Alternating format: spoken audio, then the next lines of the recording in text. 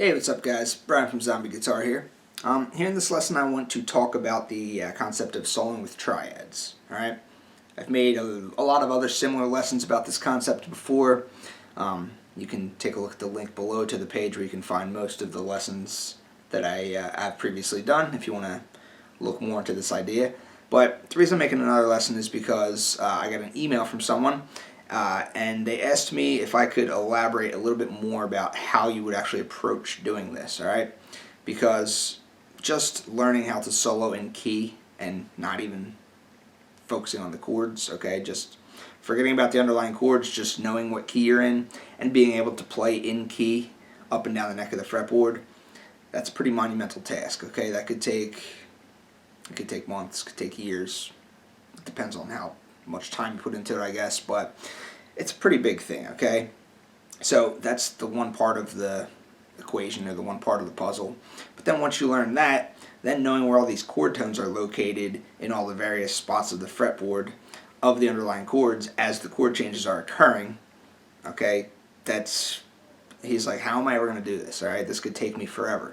Alright, so the approach I'm going to give you in this lesson hopefully could help speed up that process if that's what you're attempting to do. Alright, so let me zoom into the fretboard here and I'll show you what I'm talking about and I'll show you how I would approach this. Okay, so what you see here is the key of F sharp minor. This is the F sharp minor diatonic scale spanned up and down the entire neck of the guitar. The white dot indicates your note F sharp, okay? That's your scale root note. Alright, so if you just wanted to solo over the entire chord progression, the chord progression I was playing in the demo was this.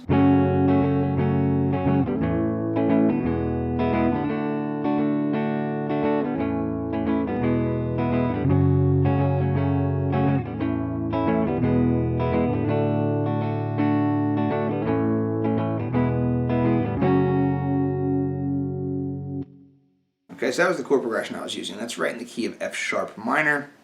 All of the chords are 100% diatonic to the key of F sharp minor. Therefore, you can use this whole entire scale in anywhere on the entire fretboard over any of the chords, and it's more or less going to sound good, okay? So you can play here. You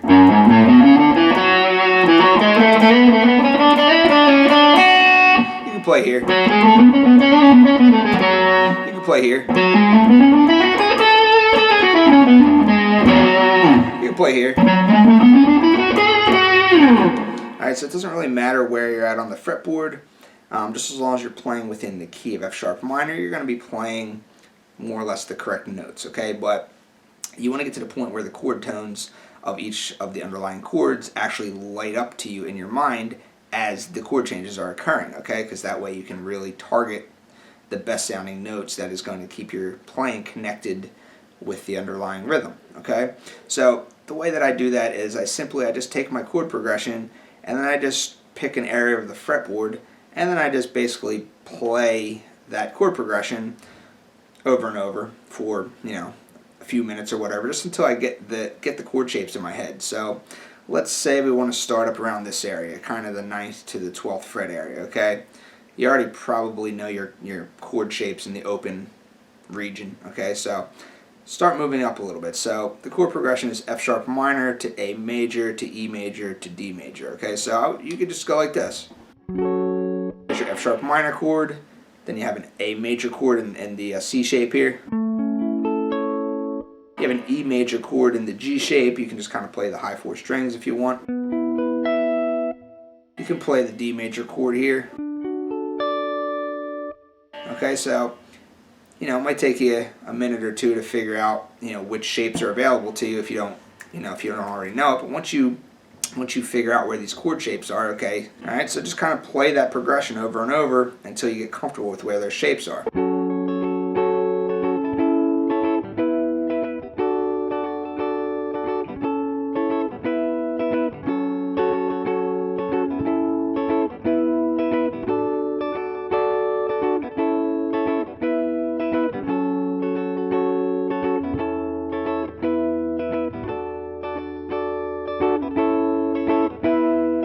Okay, and then once you've kind of learned that chord progression in a different area of the fretboard other than the open position, then you can just kind of start just playing around. So instead of just improvising within the scale and not paying any mind to the chords, rather than just kind of noodling around just using the scale pattern like you might be familiar with already, you can kind of just start trying to incorporate those chord shapes in as well. Okay, so you just kind of played the thing.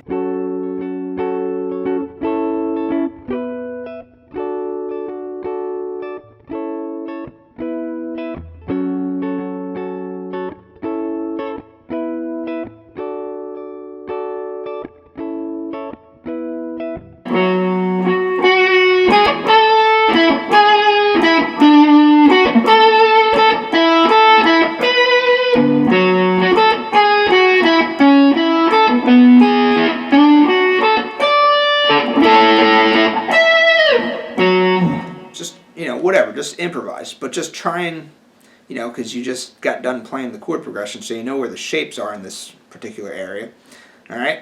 Just improvise and just kind of get good at it in just that one spot, okay? And then once you can do this in one key, you can do it in any key, okay, because everything's movable on the guitar. Okay, so once you get comfortable doing it there, or anywhere on the fretboard, you can just kind of just pick another area of the fretboard, alright, and then just kind of figure out the chord progression in this new area, and then just practice it there too, alright? So let's say you're in the key of, let's say that you want to do it up here between the 14th and 17th fret. Okay, so this is kind of your pentatonic position number 1. This is your home box. I call this the home box.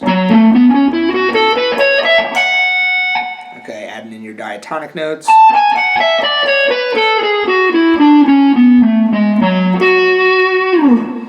Alright, so that's your area. So you figure out the chord progression again. So just 4 chords, figure out where those 4 chords are located. So you have your F sharp minor chord here. Okay, then you have your A major chord here in the G shape. You have your E major chord here.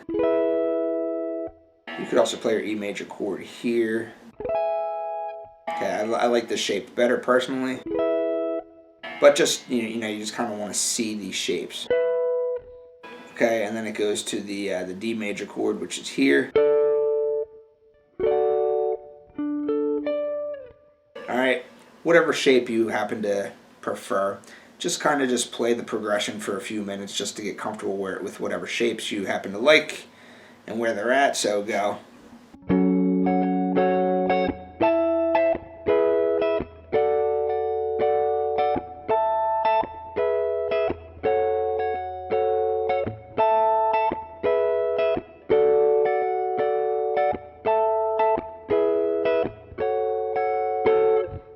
Alright, so it doesn't really sound all that great when you're just playing the, when you're trying to just play the chord progression like that, but the idea is you just want to familiarize with where these shapes are so that when you're soloing in the scale, the available chord shapes light up to you, okay? So you have...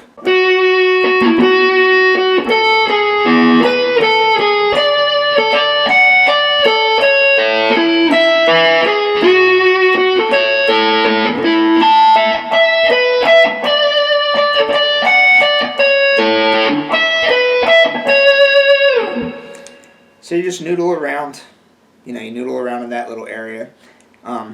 Ideally, you want to have a rhythm track being played. You want to have like something stored on a looper or something stored on some kind of, just whatever kind of backing track of whatever progression you're soloing over, just looping over and over and over. And then you just want to pick an area, and then you just want to just really focus heavily on seeing those chord shapes in whatever area you happen to be in. All right. So I made lots of lessons on this before. Check it out of how you would the various different areas of the fretboard that you could do this in. But that's how I do it. I just play the chord progression that I'm soloing over, and I just play it over and over and over and over in one particular spot of the fretboard until I get comfortable with that chord progression in that particular spot. And then I just noodle around in the scale, and then I just try and have the notes light up to me as as the chords are occurring. All right. So just to kind of do a little breakdown of what I was doing in the beginning there. So I was playing the F sharp minor in this shape. Okay, so that's root third fifth. Okay, and then root third fifth. And then I was just kind of walking down the scale pattern, landing on the note D, because that was the chord that was being held out on, so it was going.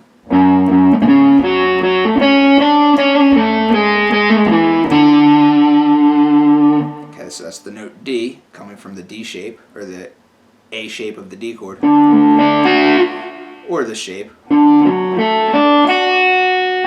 Okay, so it's the F sharp minor triads. And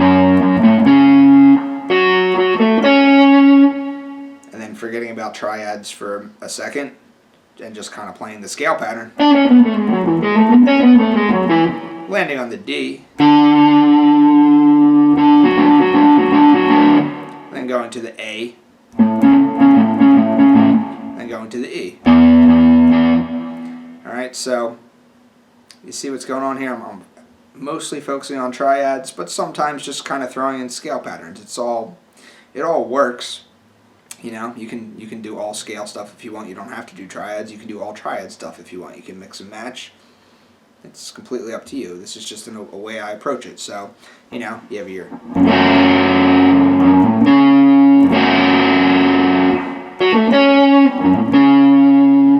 alright. Then you have this scale pattern. I like this. This is my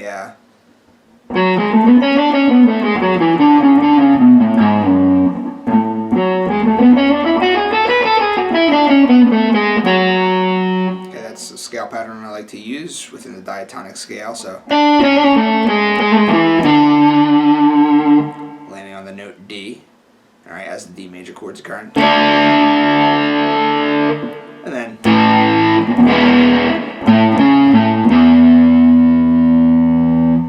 okay. And then I moved up here. Alright, then I did it again.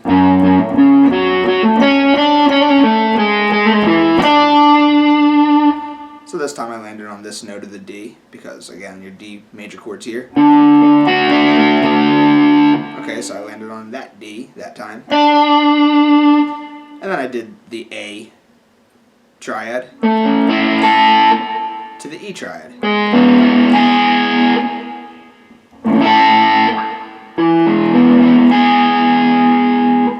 Alright, so those just kind of lit up to me. Alright, and then I came up here, and then I was in this area which we talked about already, and I went. Alright, so that's that F sharp minor chord. Alright, and then again I just kind of forgot about the triads for a second and just kind of played some scale stuff. Alright.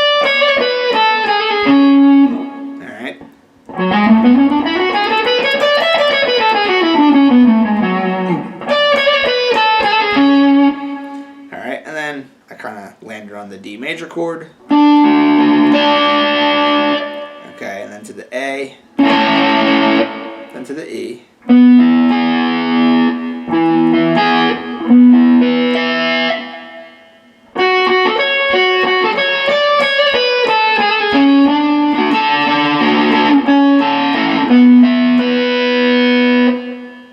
Alright, so at certain points I was just throwing in scale runs. Other points I was just kind of just playing the notes of the triad, alright? So it all just comes from practicing this chord progression in the various different areas of the fretboard. Alright, then I came up here.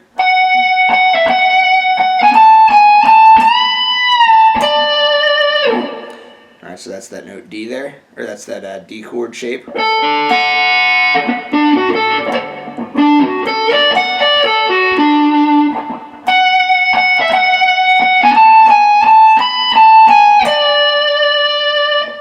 Ended it off with.